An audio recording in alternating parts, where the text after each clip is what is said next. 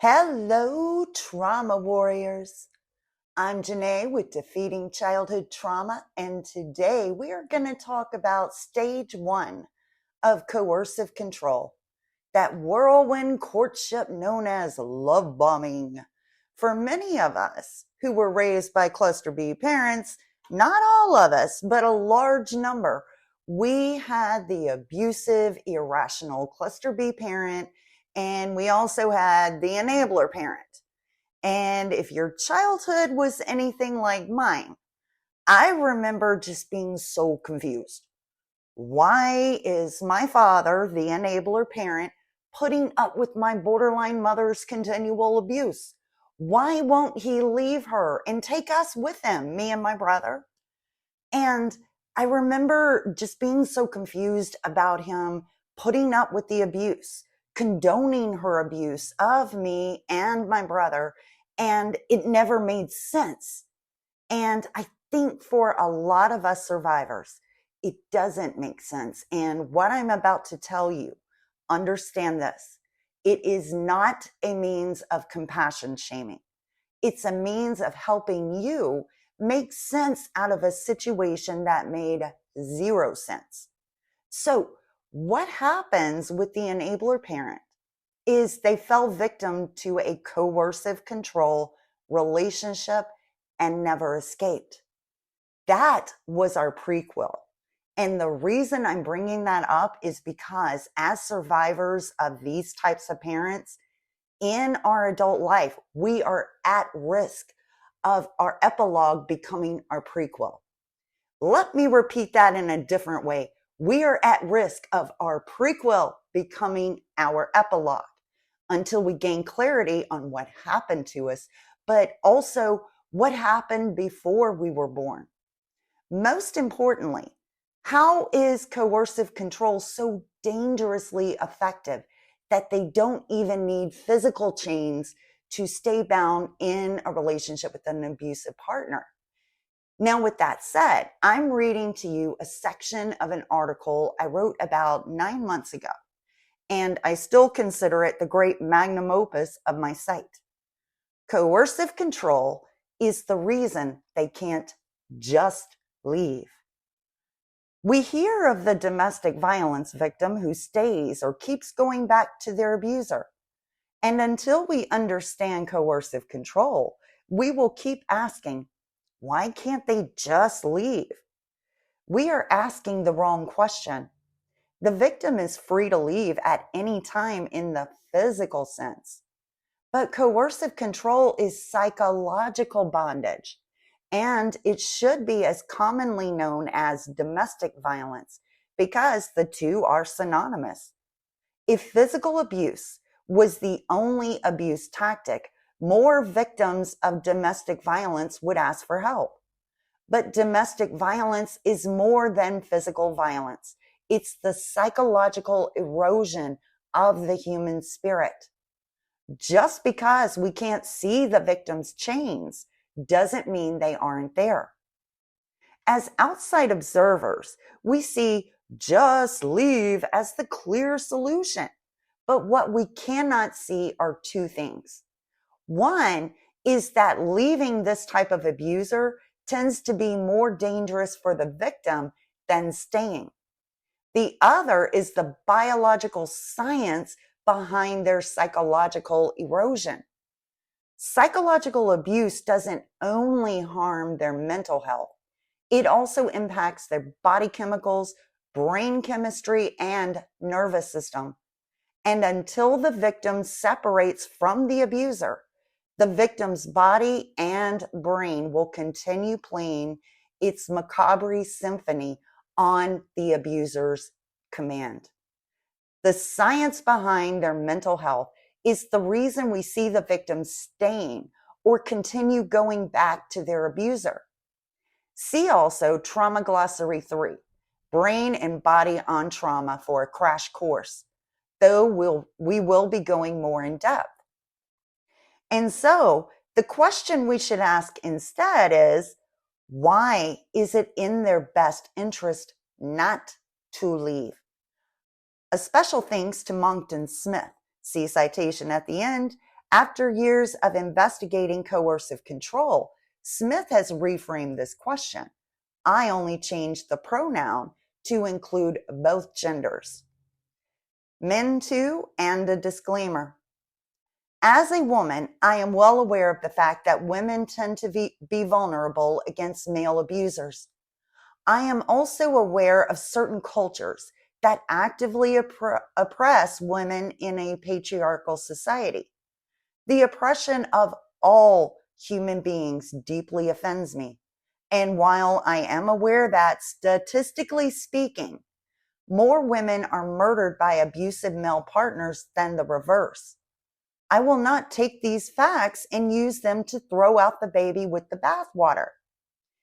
As a woman who was abused by a woman, I also grew up watching my father being abused by that same woman. Upon educating myself on cluster B abuse and speaking with male survivors of this, I can confirm that what I grew up witnessing is no isolated anomaly in this research. Statistically speaking, male victims of domestic violence are less inclined to ask for help, much less report it. Male victims of domestic violence are in a double bind. Society tends to mock them if they report it.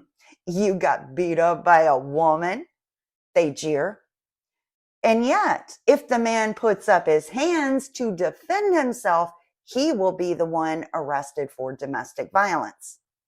It's for this reason the suicide rate is higher in male victims of domestic violence, because for many of them, their only options are ending their physical life or going the way my father has. My father is still married to my borderline mother for 50 years now. Update, it's now 51. And I assure you that he is dead in every sense except physical. If these facts and my insistence on using they them pronouns to include all victims of offends anyone's cognitive bias, well, there are a multitude of articles on the internet raising awareness on coercive control in regards to women only. The stages of coercive control. Domestic violence does not have to be physical abuse, but that does not mean that the non-physical type of abuser won't escalate at the threat of losing their victim. Just look up Josh Powell, who never hit his wife, but he very much used coercive control. The mere threat of his wife leaving him ended in murder. And when faced with going to prison and losing his 2 sons, he burned both himself and his children alive. This can't be reiterated enough. The coercive control abuser is most dangerous when faced with the threat of losing their victim. The victim is the abuser's property, and if they can't have them, no one else can. What you will see are all the psychological abuses that occur in this type of abuse. Like cancer, early detection is key. Stage 1, the whirlwind courtship. An excerpt from Trauma Glossary 1, The Abuser's Culture, Love Bombing. Stage 1 of toxic relationship, the attentive, charming, and caring mask abusers wear in the early stages of romancing their newest supply person. They are experts at sweeping people off their feet in a whirlwind type of courtship. If you suddenly feel like you've never met anyone who, conveniently, likes all the same things you like, or someone who is just so perfect in every way, it's like it's too good to be true, chances are high that it really is too good to be authentic. Love bombing is simply how they get you hooked before they unmask. The infatuation stage of all relationships tend to come with a bit of that rush, the excitement for when we will next see our person. Then, as the relationship develops, the rush calms as we form a secure bond. Abusers bypass the secure stage and lull their victim into a false sense of infinite euphoria. There's bonding, and then there is the trauma bond. Also in Trauma Glossary 1, the trauma bond is an addiction to the abuser, and it hits the same body chemicals that are present in substance abuse. It begins with dopamine, that beautiful euphoric high. They want more and can't get enough of it, except this isn't a substance. This is a person. High dopamine is linked with two things. Addiction is one, and the other is a term that comes from attachment theory, known as activated attachment system. But we can think of it as a fancy word for separation anxiety. This is important to remember in coercive control because the abuser will continually play on the victim's dopamine throughout the relationship.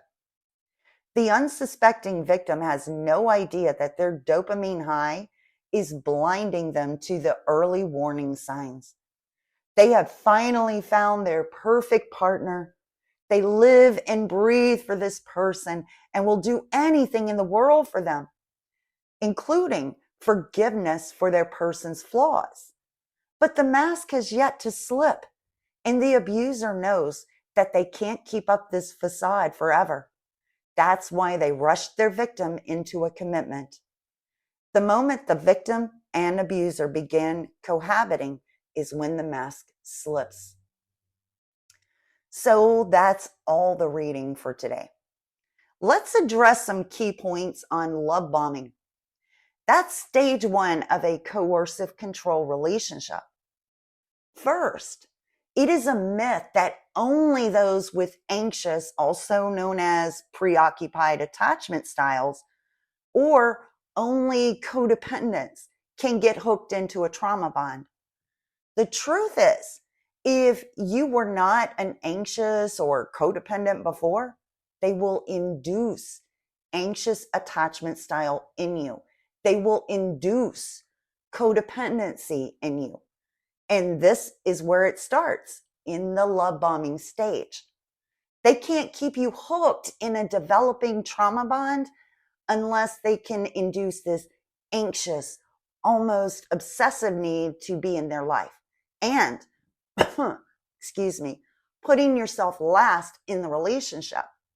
So one of the first clues that you're getting hooked into a trauma bond, which is a potentially dangerous relationship, is if you used to be securely attached or even avoidant attached, and you're suddenly finding yourself anxious and constantly preoccupied with your person. You might start thinking, what's wrong with me? I am almost obsessed with this person. You might be getting hooked into a trauma bond. You could feel like, I have never felt this way about anyone in my life. Well, it might not be love. It's a trauma bond, which is an addiction to your abuser. And in the love bombing stage, they might show some minor little red flags here and there, but you're getting so much love that it's easy to dismiss it as, oh, they're having an off day or something. They're not going to reveal the full abusive side until stage 2. Another sign you might be love bombed is you stop and think, wow, this person is really, really into me, where they want to make a commitment right away. And you're feeling like, I've never been loved this way before. It's a mask. It's a facade. Just remember that they can't keep the mask up for too long. That's why they're going to rush you into a commitment so that you can't get out by the time they slip the mask off and show who they really are.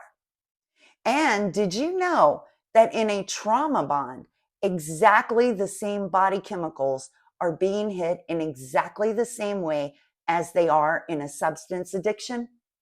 So now that we know that, we can think of the love bomber as a drug dealer. They're simply selling a different substance. Now think about how drug dealers operate. How do people get addicted to substances? It's the way the substance made them feel. I can use myself as an example. Not necessarily a substance that will get me high, but I'm a chain smoker. I can tell you exactly how I got addicted to cigarettes.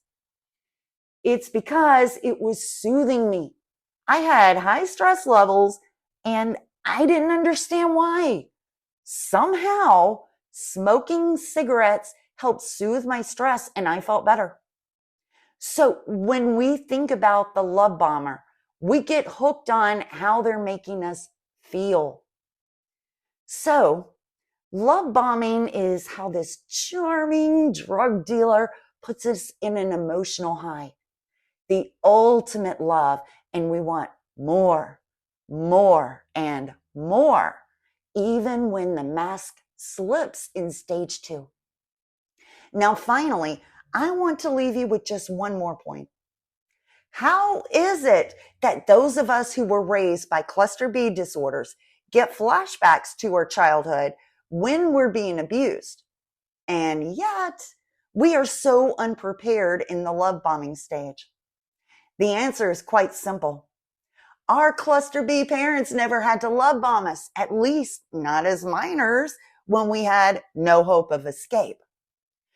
The very thing we never experience from our cluster B parents is the first thing we're going to experience from a cluster B that is attempting to woo us and hook us into a trauma bond.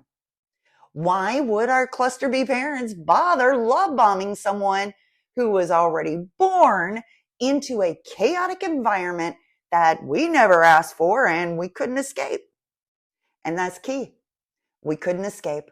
We were stuck with that parent. So where's the motivation for love bombing? That's why we're so unprepared for love bombing and we feel like starving children. Oh my God, someone finally loves me. Now, if you feel you tend to be attracted to people who are bad for you and you missed last week's episode, be sure and check out Trauma Attraction and the Chaotic Nervous System. It explains the science behind it, but more importantly, what we can do about it. I will see you next week when we talk on stage 2 of coercive control, or you can read ahead, which, by the way, the link to the full article is in the description. Forged in trauma, rising as warriors.